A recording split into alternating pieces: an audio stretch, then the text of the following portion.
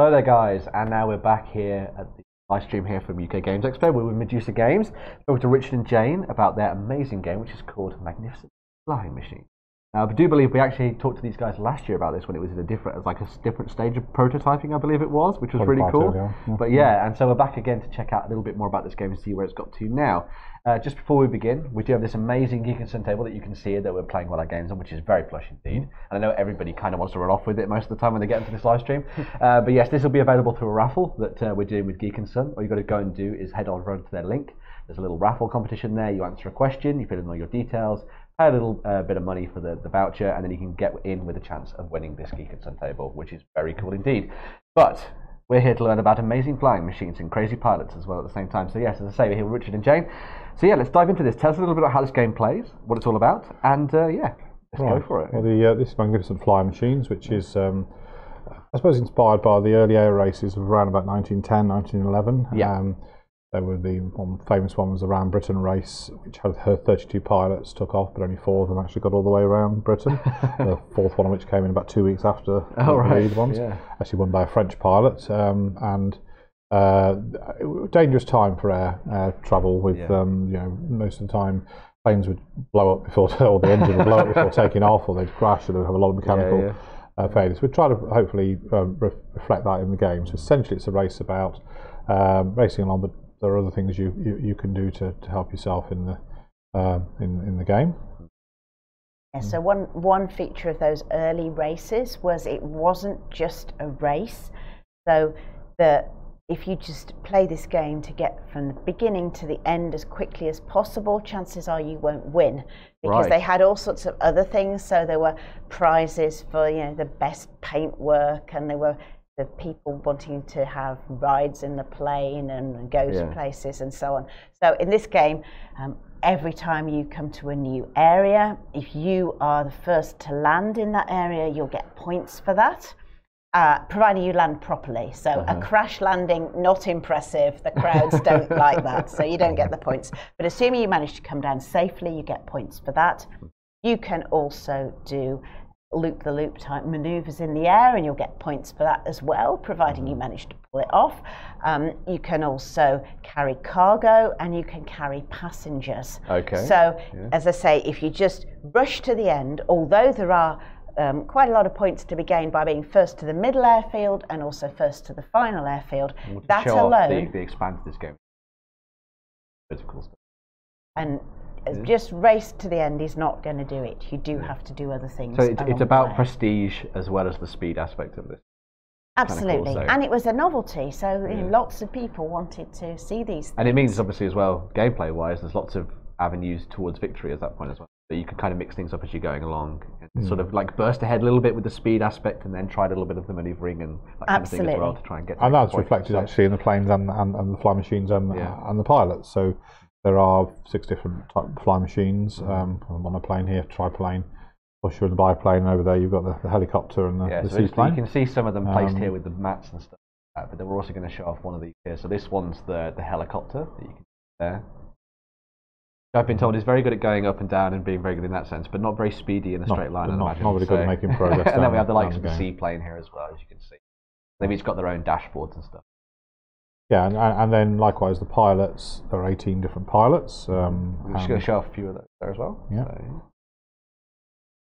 All of which sort of different nationalities. We try to reflect that kind of idea of the early air races, international flavour of entrants from lots of different nations, and they all have their own little abilities and attributes which you can use to modify your sort of strategy, which is very cool. And likewise the equipment that we've got here.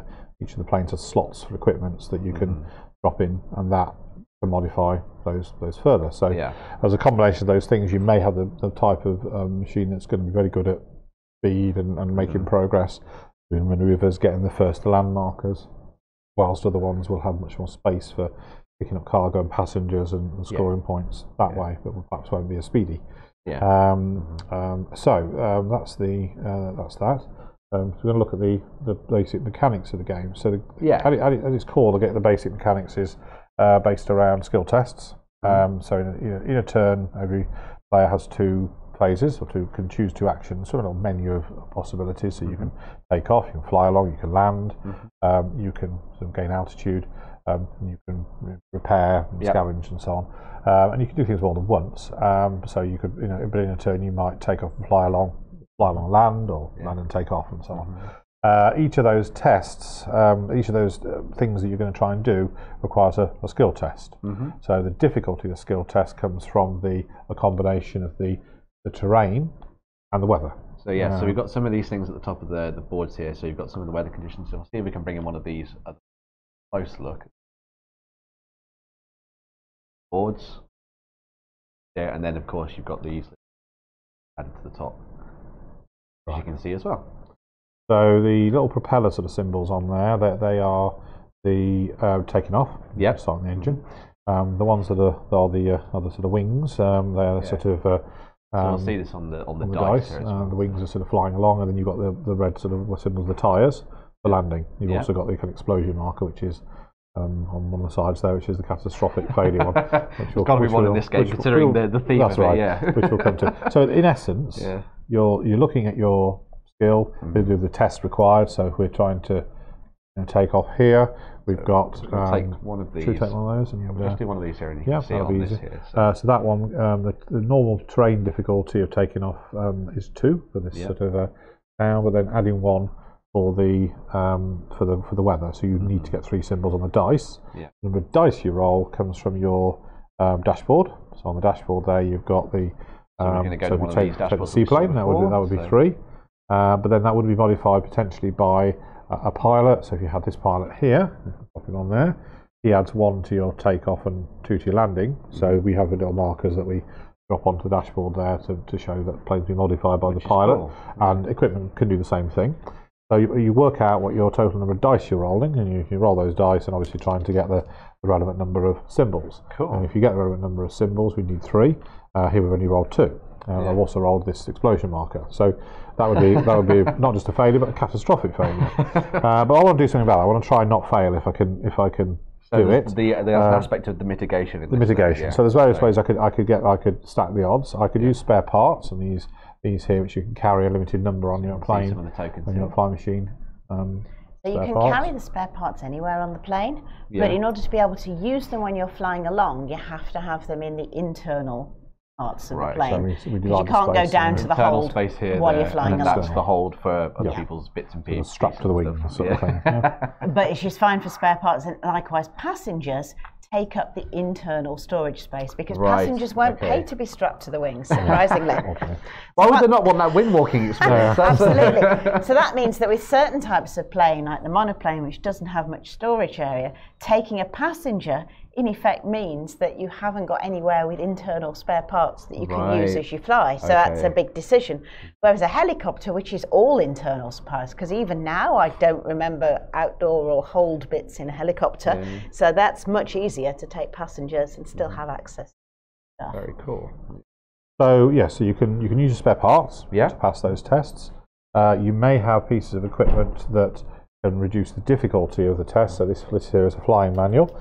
And it can be used, there's spaces there for little charge markers, so we use wooden cubes on here to represent the charges. You can burn charges to reduce the difficulty level of the test, and you can wait to see what your dice roll is before you decide to commit those resources. Cool. Okay. So there's less risk involved with doing that, and it kind of just helps you there, mitigating that luck factor, which you said, a little bit more, giving you more options and stuff going forward. And then there are spare parts that do give you extra dice, so you can say, I'm going to buy an extra dice, and and do that.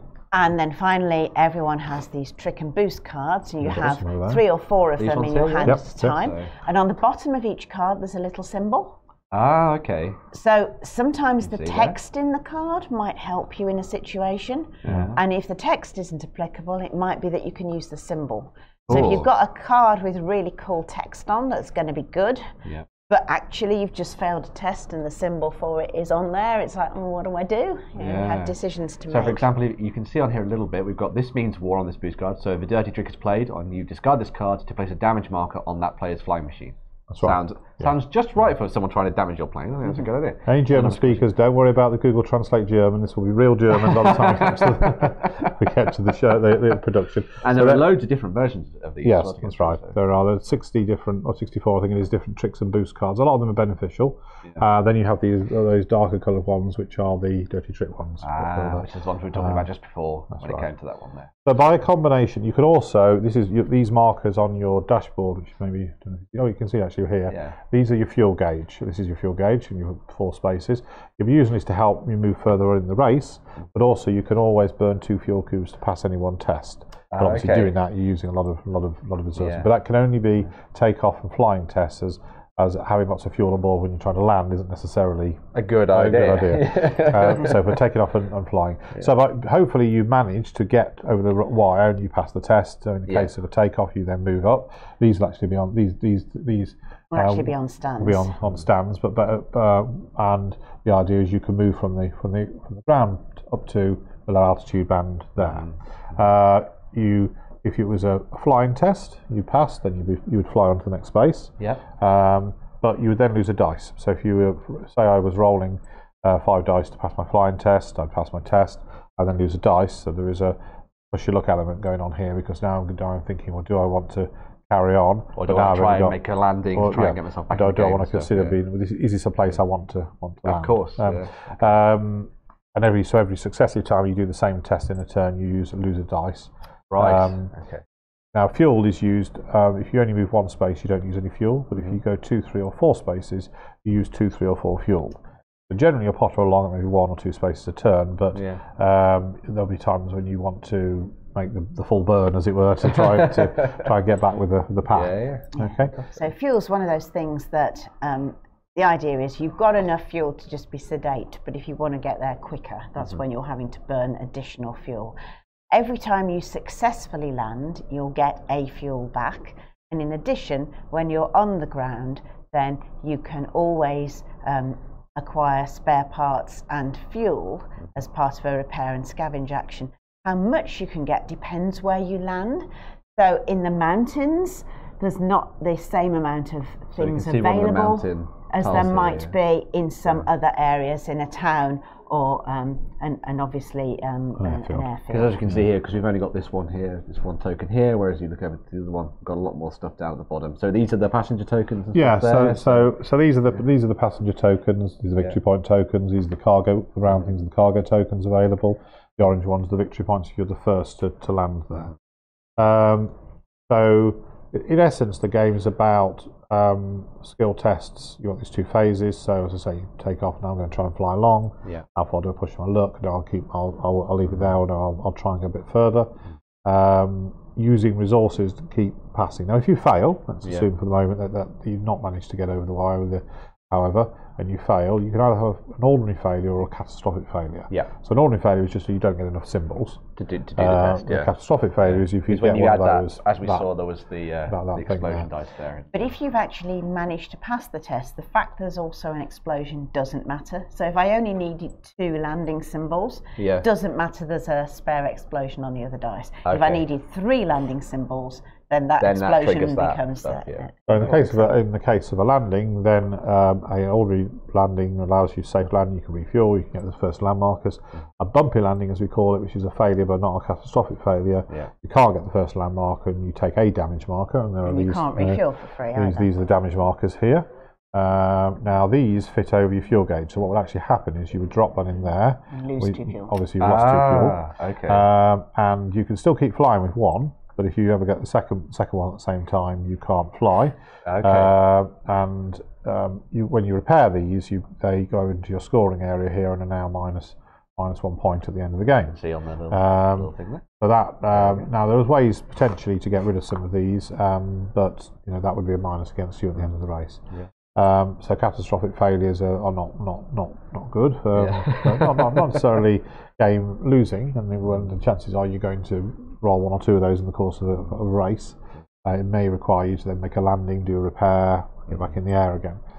You do have a completely catastrophic turn where you have made no progress at all, you haven't gained any points, you haven't moved on, you haven't scored any, because you score points for dropping off cargo and passengers, etc. If you've done nothing, you're back where you started from, or sometimes even further back than where you started from in certain cases, you then get a luck token. And we introduced this as a mechanic just to prevent the situation where somebody gets completely stuck and can't. Because that's one of those things that nobody wants to have in a game. You don't want to have a turn where everything just didn't go right and then you achieve nothing out of it. Yeah. So if that happens, you then get one of these, and the next time you're in a position where you failed a test, you can choose at what point to use this, and that will automatically pass it.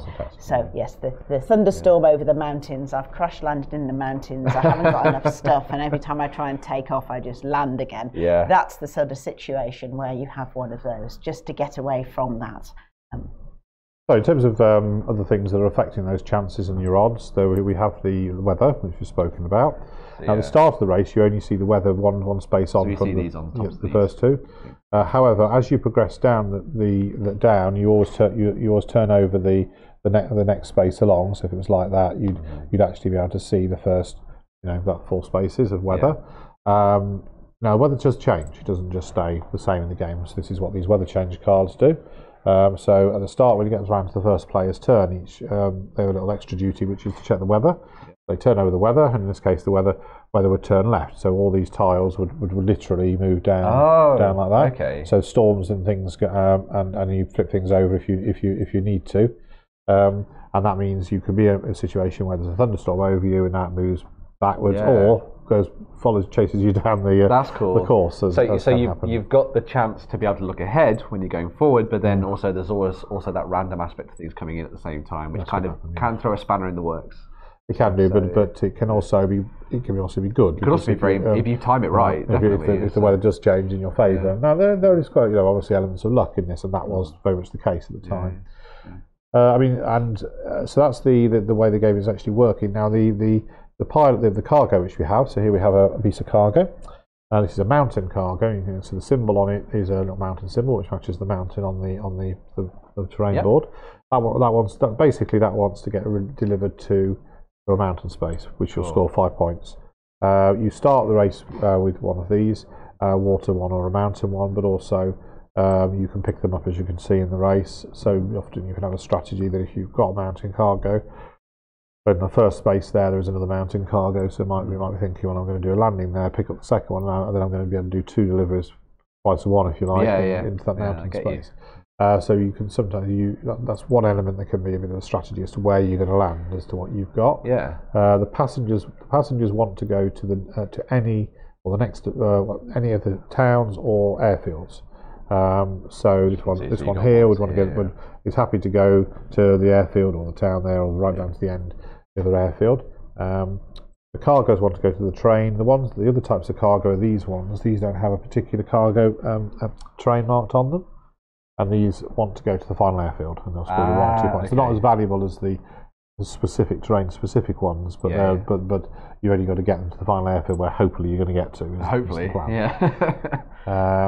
One of the cool things about this that I've seen as you've been going through this is the modularity of how this comes together, because I'm guessing when you set up, is this all done in a random order? Is it? So what we've got a preset version, and then there is a more longer version where you actually design the things. So the preset version, there is a course, which is exactly as we've got it laid out here. The tiles go 1 through to 11. But over there you've got another sort of 4 tiles. These are some of the extra ones that we have here. So if you do a more random course, of course, you can have different layouts for those expert pilots out there that are taking to the next step. So then and then potentially you could have a situation in the real random versions with 3 mountains in a row, which would be a real sort of difficulty, a real challenge. And you can have a longer course. So this is a sort of shorter course, but you can add. So if you wanted to play with all of the terrain tiles, then you can do that.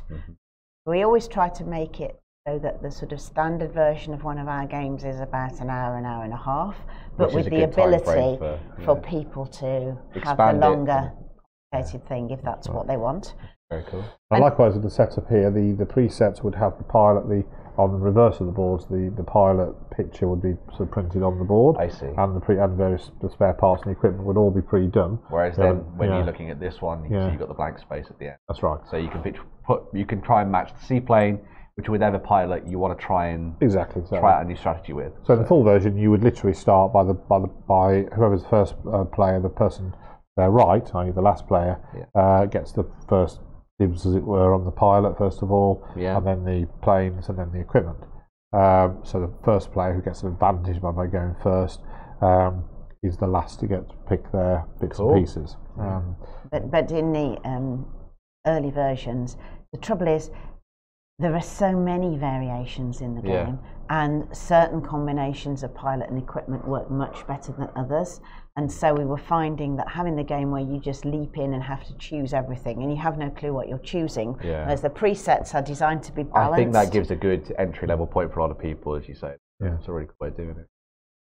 So that's that, and we're trying to make it that it suits hopefully a variety of different strategies. So some people will deliberately choose to go with the dirty tricks approach, loosening wheels and putting sugars in tanks and things like that, and then also playing what we call CAD symbols. So on the bottom of some of those tricks and boost cards, there's ones that have like little moustaches on.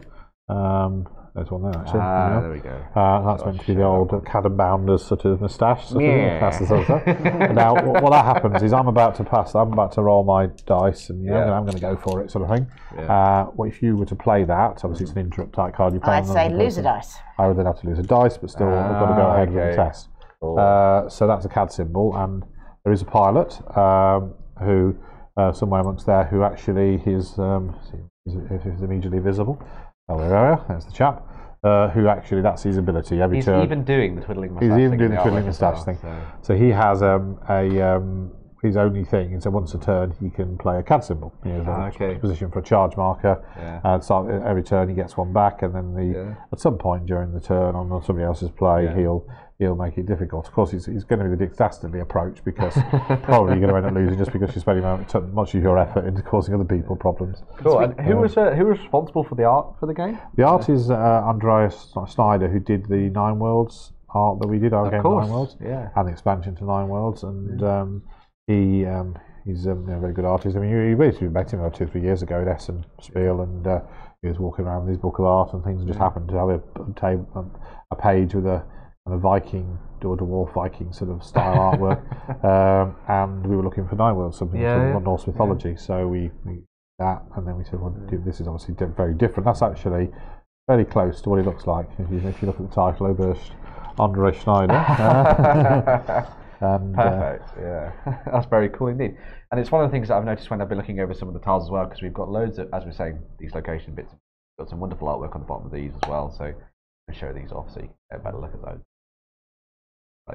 We've gone for sort of initially with a sort of a slightly British look to things like mountains and towns.